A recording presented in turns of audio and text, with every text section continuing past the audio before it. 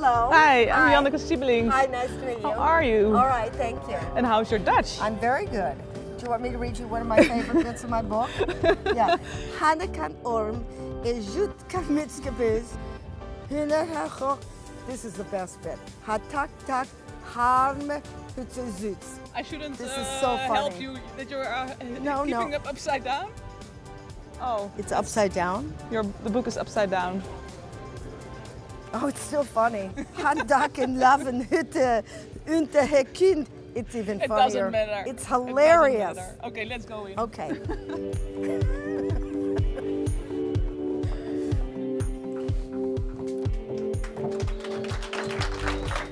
Hi. Hi. Welcome, Ruby. Thank you. And welcome, everyone. So we're gonna talk about your book, Results. Would you want to have a book like this when you needed it most? I don't know what needed it most means because, you When know, you it's were not an feeling emergency. bad, yeah, no, no. but if you feel really bad, you should just feel bad. You know, when you start to feel better, then it's better to have something to say, oh, now I'm resilient. Now I can take the bull by the horns. I don't know how that translates into Dutch. We understand. But if yeah. you're really bad, you know, you're looking for a Band-Aid to patch up them, and that's not what this is about. It's not a quick fix thing. But nothing really kosher, nothing really good is, because that's self-help then. And I think that people want a magic pill. There is no magic pill. You know that from experience? Yeah, there's nothing instant. I mean, everybody wishes that they could swallow something and everything goes away. If medication worked, none of us would have relapses. No, that's true. And we wouldn't bother with anything else. And when you notice by yourself that you are starting to think about thinking and thinking and thinking, Yeah. what do you do? Well, you know, you have choices. You could repress it and start running. You could deny it and, you know, start drinking. You could, you have many choices. You could take a Xanax and sleep on it. And all of these are good, you know, possible. And I have done, and I, you know, pick one. But I sort of was so interested in how you could become the driver rather than the slave of the mind. I think that's so interesting. And there's different ways. But I happened to go to Oxford and study mindfulness, and I always say they weren't offering witchcraft, so I thought maybe there is something to mindfulness. Yeah. And the only reason I got interested in it is not because I like anything fluffy. I won't tolerate that. But the thing is that with mindfulness and cognitive, it had the best results when you look at a brain scanner. In my case, I have depression. The book isn't about depression, but I had it 7 years ago. And then last year it came again, and mindfulness did deliver, is that it doesn't get rid of anything. There is no miracle, but I could see it coming. You could tell it's coming early. And then you can start to do things before the storm hits. So that meant when it came, I didn't get depressed about depression or shamed about, you know, depression. You don't get the stress about what's everybody going to think. They're going to think I'm an idiot because I'm not a refugee. And that makes you more and more ill. At least it was just the pure depression, and so it passes much quicker. Yeah. It's quicker. It's like pain. Pain is pain, but then they say suffering is optional. Okay. And how many people of you practice mindfulness? Just started. Just started. It's hard, isn't it? What do you hope it will bring you? Less negative thoughts about myself and being aware of what I'm actually saying to myself, at least. Well, you'll be aware, but the negative thoughts might still continue. Yeah. You know, you have an inner landscape, but the thing is it gets fainter and fainter, but the flavor of you still exists. Yeah. It's not suddenly I'm a very beautiful person and everybody loves me, because then you've become a psychopath. Oh, narcissist. Yeah. Yeah. Then you've switched into a new book. That's another book. Yeah. But then it's more like, I always think, when the thoughts come, it's more like there's a thunderstorm, but you're under an umbrella a little bit, and you're not getting so wet. But they will come. It just doesn't hurt so much. But is it something that you can train and then it comes automatically, or do you constantly have to maintain the muscle? Well, if you're a piano player, or you learn a language, or you're moving your body, or any sport, or you do pole dancing, tell me how long you can go before you start to lose it. Yeah, that's true. I mean, you can. It's your choice. But the thing is, people go, oh, I can't do it. Then I go, well, then don't do it. I was wondering, where does it go wrong? We are the example for our children. Yeah. Is it? I mean, if your mother would have had this No. information, would it have helped you? Well, it would make it different, but if you have the genes for an illness, you know, there's no magic pill. Okay. But it again, So it's genetical. we don't know. We don't. Nobody No? knows at this Okay. point if it's genetic or it's nature or nurture. Nobody knows. You know, when you do mindfulness, it's really good to have the stressful thoughts coming through because that gives you something to work with.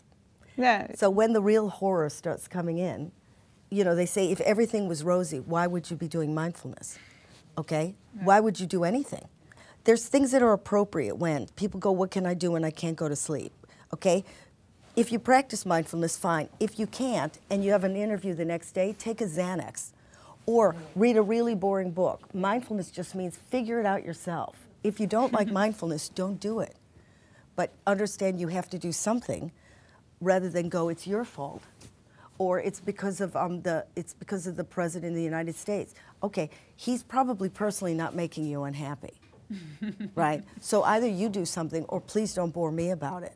So that's kind of mindfulness. Just figure it out and decide, okay, this is important. I don't want to live with this. So then do an exercise. I don't want to be fat. Okay, then go to the gym.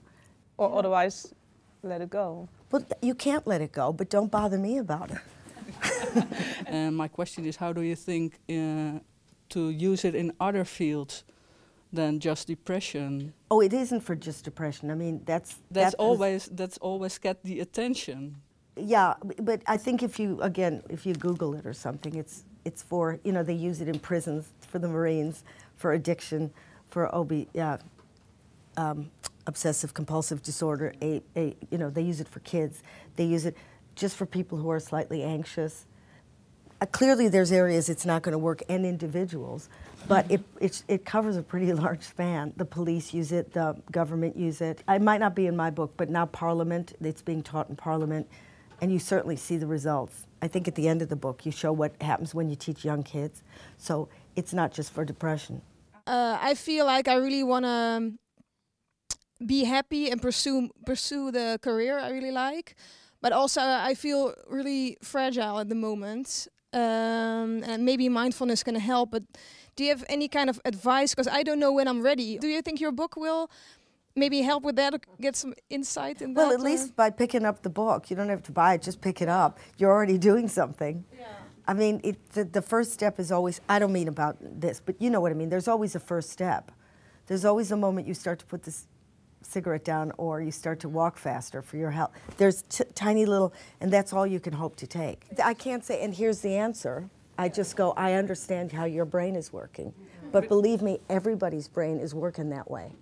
You're not alone out there. Now that's not going to make you feel any better. So maybe if you're curious, start looking into why is your brain like that. And by the way, if you find out, write a book. And where did you pick up the amazing word frazzled? It's a word. I know. There are countries. You just missed it here. Really? Yeah. I've never heard of it before. Wired. Wired. Yeah, like that I know. Yeah. Well, why didn't I call it wired is my next question. Because I would have been a huge hit in Holland. No, I like the word very much. Frazzled. It is good, isn't it? And there's also like another this. word that I like, pizzled. Pizzled is good too. Yeah. That's the neurobiological word. And Pizzled means, what is it? I put it in my book. Yeah, I know. That pizzled is... getting pissed off. And frazzled. And frazzled at the same time, yeah. The other thing that the mindfulness thing is, and this is fluffy, but is this word present, which I don't like to use, but if you focus on a sense, you are always in the present because you can't taste something yesterday or tomorrow. So people, if they say, well, what's the big deal about being present? Ask them how much money they spend getting there. You know, when you go on holiday, if you're in Hawaii but your mind is in the office, if you look at a brain scanner, you don't see, your mind is in the office. So you can count your losses and get back on the plane. So again, it's if you want to taste the food, if you want to spend the money on seeing the real show, that's where mindfulness is really handy. Does it get easier? Yeah, it gets easier. Yeah. But it's like anything. Some days the gym is horrible, then it's okay, then you get through it. It's never going to be, life isn't, pleasant, right? But when you can pull the focus and you're on holiday, then you go, oh, I understand why I did this. Okay, so put your feet on the ground. So now you've just sense the ground. First, this is literally to get as far away from your mind as you can. So you send focus to your feet, where they're touching the ground. And then let that go. And now just feel the seat under your body. So it's not, you're not imagining it. Just feel where your body touches the seat. Okay, now just focus on the sound. Don't try and blank it, just listen to it. Just listen to whatever you hear.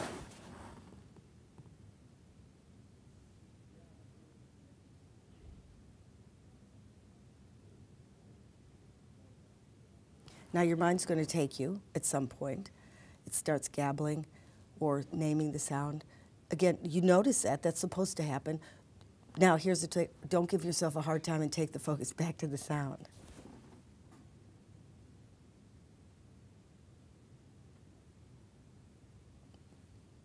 Then it'll take you again.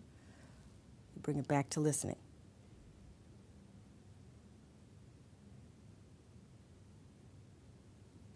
So every time you do that for 2 minutes, that insulin's getting stronger and stronger. What is mindfulness not? Oh, I wrote about that in the book. It's not, was it dancing in the rain, naked with a big smile on your face? Yeah. Something like that. Not getting on Oprah. 10 of those things. And, what? Yeah, yeah. Want me to look saying hello to your dishes before you wash them. Exactly, something like that. Leaving your old skin behind and becoming part of everything, only thinner. Only thinner, yeah, exactly. Those things, yeah. So if you could narrow it down to one sentence, what is mindfulness for you? 2 sentences. I don't. In a way, for me, it's kind of liberation from myself, rather than anything else. You know, it's freedom from the constant rumination. I bought you a present from a very good company, Dr. Feel Good. Cool. It is called. Cool. What is it?